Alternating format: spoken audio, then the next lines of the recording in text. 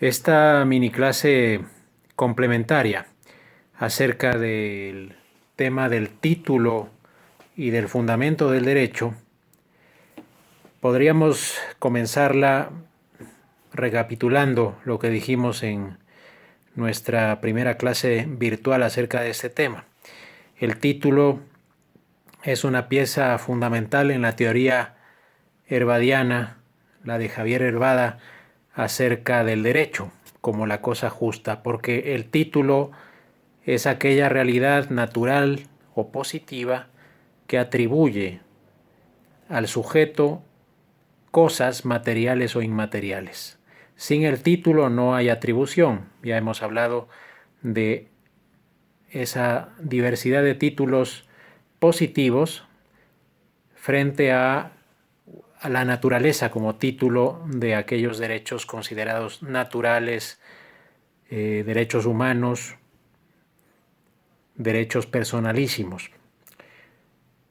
Algunas frases bastante contundentes de Javier Herbada acerca de este tema nos ayudan a dilucidar la importancia del título. No hay derecho si no hay título. Algo es derecho cuando hay un título que lo ampara. Para averiguar si existe el derecho, basta con buscar el título. El subtema que nos faltaba ver es el de la distinción entre el título y el fundamento del derecho. No hay que confundir el título, ¿verdad? Aquella realidad, repito, aquella realidad natural o positiva que atribuye al sujeto una cosa material o inmaterial. No hay que confundir el título con el fundamento del derecho. ¿Y qué es el fundamento del derecho? La definición a la que he llegado después de estudiar a Herbada, pero una definición un poquito más propia, es la siguiente, ¿no? El fundamento del derecho viene a ser aquel hecho o circunstancia que habilita a un sujeto para ser titular de un derecho sin necesariamente otorgarlo. En algunos casos, el fundamento será también título de derecho y en otros casos solamente será un fundamento. Esto se aclarará con algunos ejemplos, ¿no? Por un lado, hay una idea de fondo que nos plantea Herbada, y es que el fundamento de todo derecho, pensemos en los derechos más fundamentales para el ser humano, como puede ser la vida o la libertad religiosa o la libertad de expresión, o derechos más positivos y contingentes, menos esenciales, ¿no? El derecho a recuperar el IVA porque ha habido algún tipo de exención tributaria. El derecho a la devolución de un impuesto a la renta cobrado en exceso. Estoy considerando derechos de carácter positivo que tienen una importancia mucho menor.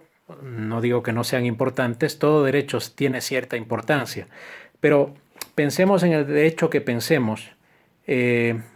Nos dice Herbada que todo derecho se funda en última instancia, en último extremo, en la condición de persona del ser humano. La persona, como veíamos en la otra hora virtual acerca de este tema del título, la persona es capaz de autodominio, es sui juris, es capaz de autodeterminarse y también es capaz de hacer propias las cosas de modo legítimo, de apropiarse legítimamente de ciertas cosas, no solo en propiedad, sino en calidad de arrendatario, por ejemplo, ¿no? Es decir, un derecho que no implica las mismas facultades jurídicas que la propiedad, sino menores, pero un derecho al fin. Todo derecho se funda en último extremo en la condición de persona del hombre. Pero esto no significa que haya que ir tan lejos, ¿verdad? Tan en profundidad para fundamentar cualquier derecho. Es decir, cierto es que si yo pienso, no sé, en el derecho a que se me entregue una golosina que he comprado en la calle por unos centavos, o en que se respete mi derecho al transporte porque he pagado el pasaje de bus, o el derecho a estacionar en un sitio público permitido porque he pagado la tarifa, son derechos cuyo fundamento en última instancia es la dignidad de la persona. La fuerza del derecho, nos dice Hervada, se halla en última instancia en la dignidad del ser humano. Y este es un punto de vista muy distinto al que puede plantearnos el positivismo. Una visión positivista que nos habla de que la fuerza del derecho sí puede ser, bueno, muy acertadamente una compañera suya nos recordaba que las normas jurídicas regulan la convivencia social, pero en definitiva, pues la fuerza del derecho para algunos podría estar más bien en la coactividad, ¿no? en la coacción. Hervada y el justnaturalismo nos plantean una visión distinta, ¿no? La fuerza del derecho se halla en hacer reconocer, hacer respetar aquellos derechos que recaen sobre cosas materiales o inmateriales y que le pertenecen al hombre en virtud de su dignidad personal. Bueno, uno puede decir, el estacionar en un sitio público, ¿qué tiene que ver con mi dignidad personal? Bueno, de un modo directo no se ve tan claramente este asunto, pero ¿por qué, verdad, un perro o un gato no pueden, no tienen derecho, verdad, propiamente a estacionar en un sitio público? En definitiva, el ser humano es el titular de los derechos. Bueno, hay todo un debate ahí con el tema este de la naturaleza como sujeto de derecho, la naturaleza biológica, ¿no? Pero este es un planteamiento personalista, ¿no?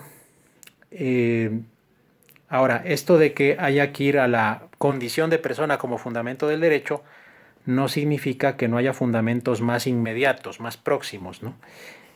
Por ejemplo, la herencia, el derecho a heredar. Hay un fundamento más inmediato del derecho a heredar en el parentesco, por ejemplo. Yo tengo derecho a heredar porque soy hijo o porque soy cónyuge, ¿verdad? En mi caso no, pero ustedes sí, puede ser.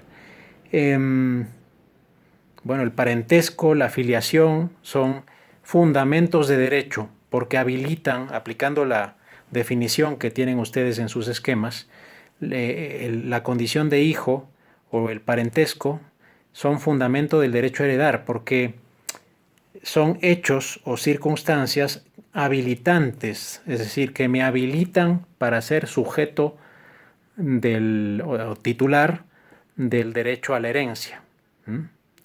Tengo un fundamento, es decir, yo soy hijo o usted es cónyuge y entonces se presenta para, si no hubo, por ejemplo, testamento, por ley, tener derecho a la herencia, a una parte de la herencia.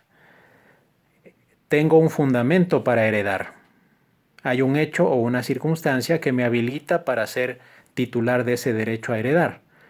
Pero, ahí viene el pero, me falta el título, que es el testamento, o la ley, es decir, un título positivo que me habilita a...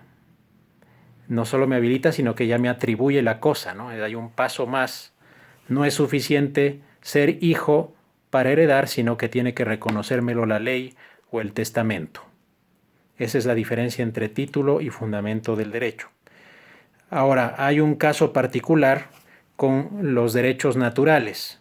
La naturaleza, estoy en la última página de nuestro esquema, la naturaleza humana puede ser al mismo tiempo fundamento y título de un derecho o solamente fundamento. Entonces, si yo hablo, por ejemplo, del derecho a la vida o el derecho al honor, es evidente que yo tengo derecho a mi dignidad personal, a mi honor, por ser persona, porque soy un ser humano, sin necesidad de invocar la Constitución o las leyes o los tratados internacionales, ¿no? Como les decía, pues para que no me atropelle el tanque que está reprimiendo la manifestación, no tengo que sacar el texto constitucional, sino que es evidente que como soy persona, merezco respeto. Entonces, en ese sentido, con respecto a ciertos derechos, la naturaleza es fundamento y también título de un derecho natural. En otros casos, la naturaleza es solo fundamento y no título. Por ejemplo, el derecho de propiedad, la propiedad privada. Un ejemplo muy sencillo. Nadie puede invocar simplemente su condición de persona para tomar posesión de una vivienda. Si yo soy ¿verdad?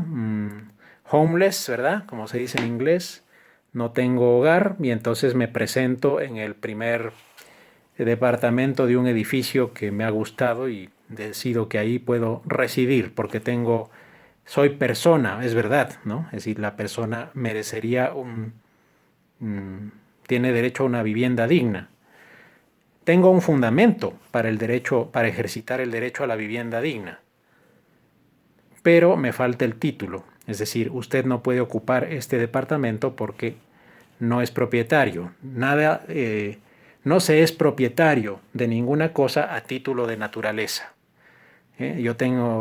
Siento que tengo derecho a un transporte digno. Bueno, eso no me habilita para apropiarme del primer automóvil que encuentro junto a la acera, ¿no? Necesito un título, un contrato de compra-venta que me habilita como titular del derecho a la propiedad sobre ese vehículo.